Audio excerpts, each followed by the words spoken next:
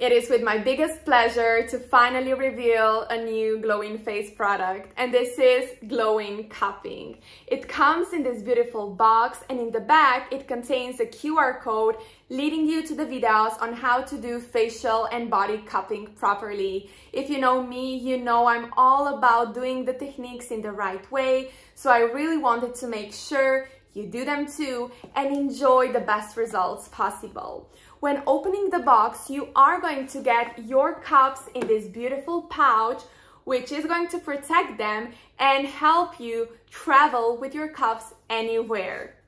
The cups are actually made from medical grade glass and rubber, and they have this beautiful G sign on them.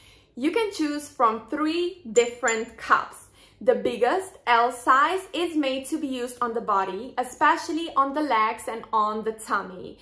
Cupping for the body is great because it helps to improve lymphatic drainage, it helps with water retention and swelling, especially on the legs, and it helps to reduce cellulite. While there are 2 cups for the face, the middle-sized cup is great to be used on the forehead, on the cheeks, under the chin, on the neck, and even the cleavage area, while the smaller sized cup is great to be used on more gentle areas, such as the area around the mouth and under the eyes. Facial cupping has many benefits, one of them being depuffing, so depuffing the whole face and under eye area. It helps to improve skin elasticity and firmness, it gives you glow, and it helps to reduce fine lines and wrinkles. Now, the best part, if you ask me, of our Glowin Cupping set is that you can detach the ball from the glass and you can use the ball to massage the muscles, releasing tension from your face and from your body. Now you can get all 3 cups together in a face and body cupping set. You can only get facial cups in a facial cupping set or the body cup in a body cupping set. But let's talk about what cupping actually is, where it comes from, how to do it, and what are the contraindications. Cupping is super ancient method deriving from traditional Chinese medicine and has been used for ages on the body and on the face, not only for rejuvenating purposes, but also for healing purposes.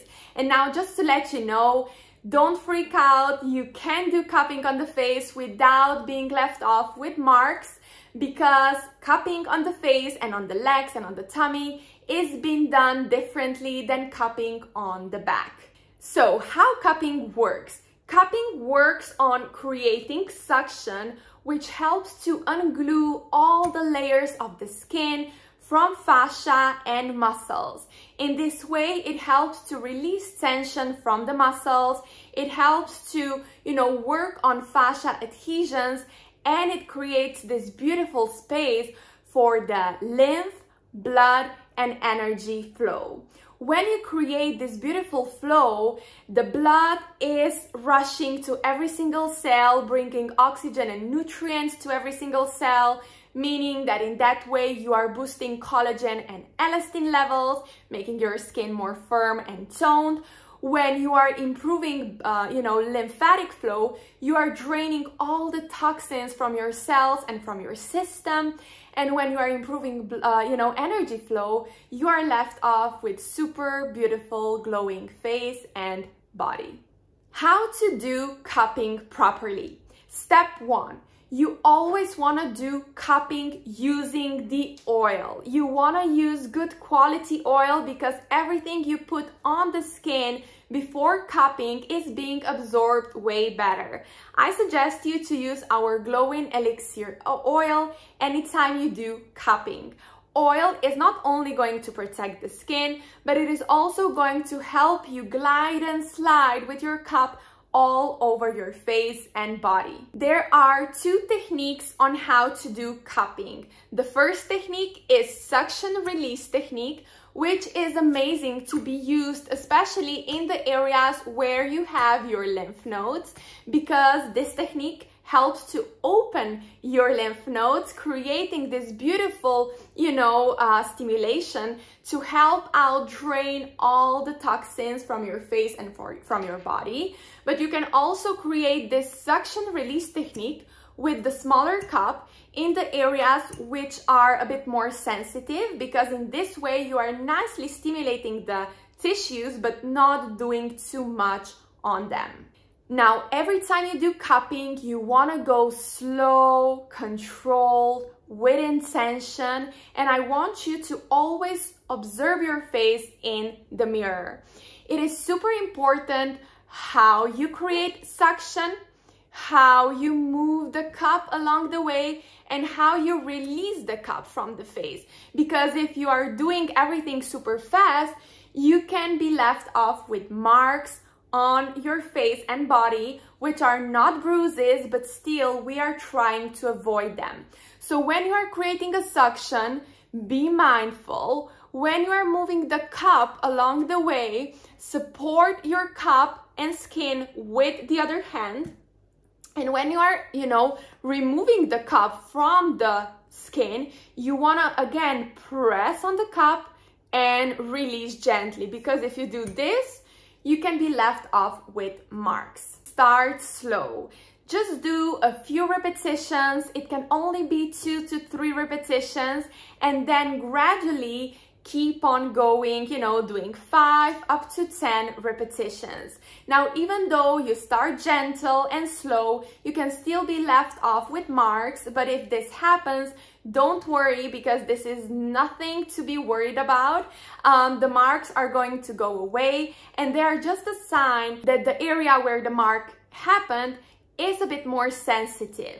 So if the mark happens, wait for it to go away and start with your cupping sessions again.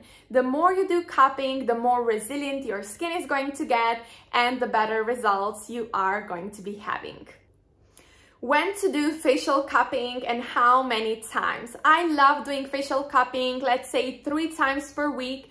You can do it on its own or together with face yoga. I recommend you to do cupping after face yoga, because with face yoga you are working on the muscles, you are producing lactic acid because you are training the muscles, and the best way to remove the lactic acid is with cupping.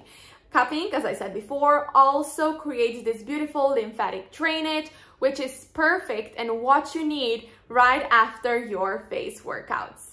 And lastly, let's talk about contraindications.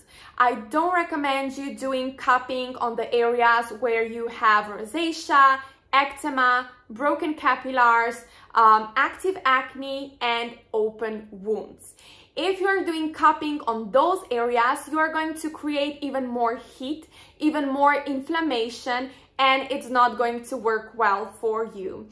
But you want to do cupping on other areas, let's say on the neck, on the cleavage area, especially here, because here you have super important lymph nodes and lymphatic system, and if you are draining the lymph from this region, you are actually benefiting your face without directly working on it.